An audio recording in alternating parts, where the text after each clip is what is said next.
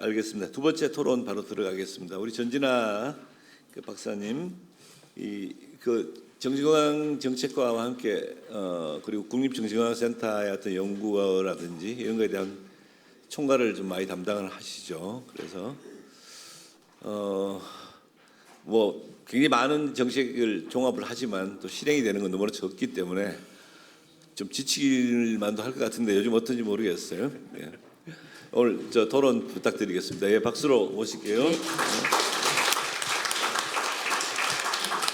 네, 안녕하세요. 한국보건사회연구원의 전진아입니다. 네, 오늘 제가 제 얼굴을 보면서 얘기를 하기가 좀 부담스럽기는 한데, 예, 말씀드려 보도록 하겠습니다. 사실 이제 지금 여러 연구, 사실 정책 연구 아까 소개해주신 대로 하다 보니까 이 하면서 사실은 이제 그냥 글을 보면서 연구를 하기는 어렵고, 결과적으로는 오늘 이제 발표해주신 분들 다 이제 만나 뵙고 하면서 다양한 이해관계를 가지신 분들, 의견을 가지신 분들을 만나 뵈면서 정책 연구들을 하고 있습니다. 제가 한국에 와서 한 10년 정도 지금 이제 연구를 하고 있는데 그 과정에서 이제 제가 느끼는 건 뭐였냐면 초기에 이제 한 10년 전, 뭐 5년 전만 하더라도 제가 이렇게 만나뵐 수 있는 당사자분들이라든지 가족분들이 보이지가 않았습니다. 그러니까 뵈려고 해도 그냥 몇 분, 그냥 대표적인 몇 분밖에 없었거든요. 근데 이번 연구들을 이제 올해 연구들을 하면서 정말 많은 분들이 계시더라고요. 그래서 저는 이제 연구하는 입장으로서는 다양한 목소리를 들을 수 있었다라는 차원에서 상당히 좋았고 오늘도 이 자리에 함께할 수 있어서 좋은 것 같습니다.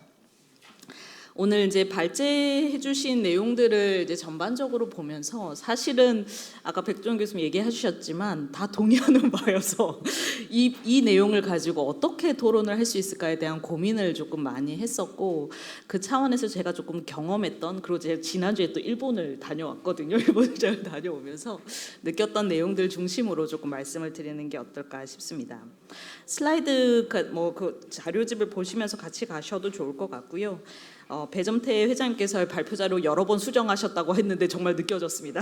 제가 받은 버전과 조금 다르신데 어쨌든 세 분의 발제 자료에서 나타났던 제안하셨던 그 상황과 모습들에 대한 것들은 잘 인지를 하고 있고 아마 오늘 이 자리에 오신 모든 분들도 잘 아실 것 같고요. 그동안에 이제 제가 이야기를 듣고 정책 연구를 하는 과정에서 조금 변화가 있었다고 느껴지는 또 다른 하나는 뭐냐면 옛날에는 각각의 영역에 대한 각각의 이슈에 대한 관점들에 초점들을 많이 가지고 계셨습니다. 그러다 보니까 전반적으로 그럼 어떤 형태, 어떤 상황인가에 대한 모습들이 바라봐지지 않았었거든요. 근데 올해 연구들을 많이 하면서 제가 좀 느꼈던 거는 이제는 좀 관점이 삶에 대한 관점, 그게 아까 이한결 대표님도 얘기하시는 것처럼 삶의 관점 안에서 이 당사자와 가족들을 어떻게 우리가 지원할 수 있을지, 특히 이제 정책을 연구하는 입장이다 보니까 지원의 입장으로 저희가 이야기를 할 수밖에 없다는 걸 좀 양해를 해주시고, 그래서 삶에 대한 관점들이 이제 많이 강조가 되는구나라는 생각들을 많이 하게 되었습니다.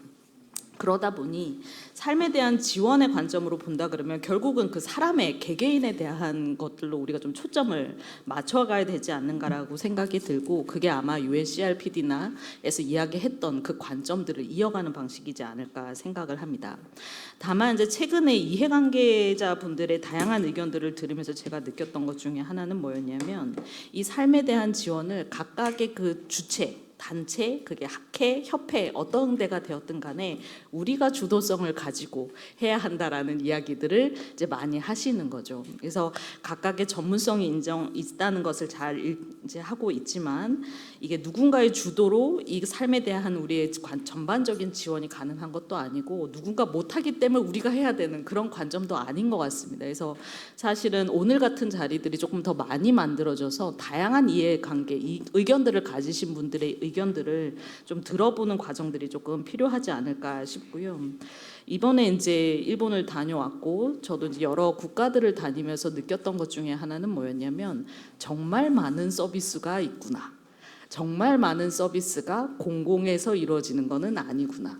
그러니까 민간의 다양한 서비스들이 있고 그 민간의 서비스를 제공하는 주체는 물론 전문가 집단도 있을 수 있겠지만 당사자 집단, 가족에 의한 서비스들도 많이 이루어지고 있구나. 근데 우리는 그게 이제 시작 단계인 것 같습니다.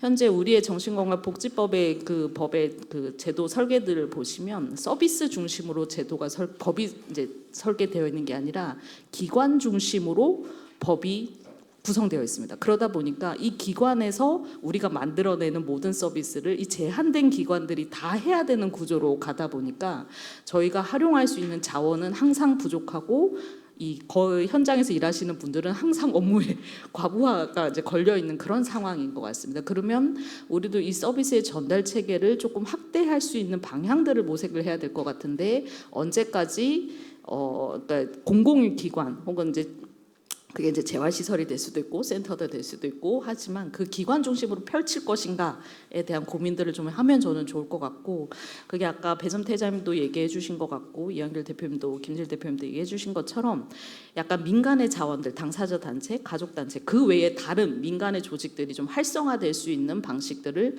고민해야 되지 않을까라는 생각들을 했습니다. 그래서 일본에서 여쭤봤었을 때는 그게 지자체에 있는 정신보건복지센터는 거기는 공무원 조직이니까 거기 안에서 그런 민간 단체 육성 지원들을 하는 작업들을 같이 또 하고 계시더라고요. 그럼 그것도 이제 우리의 센터는 공무원 조직이 아니다 보니까 뭔가 국가의 차원 안에서 그런 육성 지원 단체들을 하는 그 작업들을 좀 해야 되지 않을까라는 생각들을 했었습니다. 마지막 슬라이드를 조금 보시면서 이야기를 드리고 싶은데요. 아까 김진일 스님 얘기해 주신 대로 화성의 경험은 사실은 상당히 독보적인 경험이었다라고 저는 생각하고 물론 우여곡절을 많이 경험하시고 그 안에서의 한계도 있으셨겠지만 사실은 그 과정 안에서 3년 동안 지역 연구팀으로 참여하면서 이분들의 변화를 볼 기회들이 있었었는데 확실히 이 통합적인 서비스라는 것이 지원이 된다고 하면 그러니까 삶에 우리가 필요한 다양한 영역의 서비스들이 통합적으로 지원이 된 경험들을 화성에서 불충분하겠지만은 해봤는데 그러다 보니 다양한 성과들이 있기는 했었습니다. 우리가 가장 초점을 두는 정신과적인 증상이나 문제나 의료 이용에서의 개선도 상당히 있으셨고 사회적인 지지 네트워크라든지 자신이 스스로 인식하는 이제 삶의 질 이런 것들도 다 향상이 된 경험들을 해왔기 때문에 아마도 그 갈 방향성은 결국은 통합적인 서비스의 방향이지 않을까라는 생각을 하고 있고 지역사회 통합돌봄 법안이 이제 통과가 되면서 시행이 되고 저희도 이제 시범 사업을 거쳐서 시행이 될 예정인데 이 지역사회 통합돌봄의 모형이 하나의 사업이 아니라 정말 지자체에서 안착이 돼서 시스템으로 돌아갈 수 있도록 해야 되는 게 필요하다라는 생각을 합니다. 그게 영국에서의 통합돌봄이던 일본에서의 통합돌봄도 이게 시스템 차원에서 돌아가는 거지 사업에 누가 하는 하나의 사업이 아니거든요. 그래서 그거에 대한 관점의 변화들이 점점 필요하다라는 생각들을 조금 했었습니다. 그 외에 이제 몇 가지 조금 들었던 생각들이 뭐였냐면 우리가 지금 오늘 모이신 가족분들 그리고 어떠한 이제 센터나 뭐 시설들을 이용하시는 당사자분들이나 가족분들은 사실 정보들도 많이 아시고 스스로 공부하시고 논의하시면서 서비스들을 알게 되실 텐데 그러지 못한 다수의 분들이 계십니다. 그러면 그 지역사회에서 어떤 서비스가 있는지도 모르고 어떤 서비스도 이용하지 않고 그럼 이런 분들에게는 우리가 어떻게 다가갈 수 있을까에 대한 고민이 이제 연구자로서는 사실은 있는 상황인 것 같습니다. 이제 이분들에 대한 접근성들을 어떻게 개선할지에 대한 고민들이 앞으로 같이 고민을 해주시면 좋을 것 같고 연구를 하면서 이게 사람의 팩터가 상당히 크다. 현재 우리나라의 정신건강 정책과 시스템은 이 말이 뭐냐면 그 분이 있기 때문에 거기는 그 서비스가 잘 되는 거예요. 그러면 이게 그 사람이 사라지면 그 서비스는 다시 제자리로 돌아가거나 더 나빠질 수도 있다라는 그 불안감이 항상 존재하는 것 같습니다. 그러면 사람에 의존하지 않고 시스템으로 돌아가게 하려면 어떤 조치들이 필요할까에 대한 고민들이 항상 들고 그게 아마도 가장 기본적인 법제도나 뭐 국가 단위 전략이라든가 그런 방식으로 갈 수도 있겠지만 요거에 대한 고민들도 앞으로 함께 나눠주시면 좋을 것 같습니다. 네, 전 이 정도까지 하겠습니다. 네, 감사합니다. 이 공적 영역에서만이 아니라 좀 공적 영역에서도 NGO 지역의 민간 참여 기구라든지 당사자 모임들이라든지 이런 것들을 조직화하는 것이 필요하다는 이야기를 해줬습니다. 사람 아닌 시스템으로 갔으면 좋겠다 그러긴 한데 시스템의 나라 미국도 보니까 뭐 사람이 바뀌니까 좀 이상해지기도 하고 그런 것 같기도 하고요. 또 뭐 사람이 시스템이죠 사실은. 그러니까 예전에 우리 정신건강 영역에서 굉장한 이슈였죠. 사람이냐 시스템이냐. 그래서 제가 많이 혼나던 이야기였어요. 그래서 사람 중심으로 만들어놨다고 그래가지고 죄송합니다. 맞습니다. 근데 사람이 있어야 다시 시스템이 또 만들어지는 것도 있거든요. 오늘은 아마 시스템을 만들자는 자리니까 사람 중심보다도 사람 중심도 필요하지만 시스템을 특히 NGO 지역의 공적인 영역에서만 할 수 있는 것이 아닌 정부나 지자체만이 아닌 민간의 가족 회의를 중심으로 해서 그렇고 당사자도 그렇고 이런 모임들이 더 많아져야 된다는 의견에 대해서 동조합니다. 저도. 예, 우리 세 번째 토론 듣겠습니다.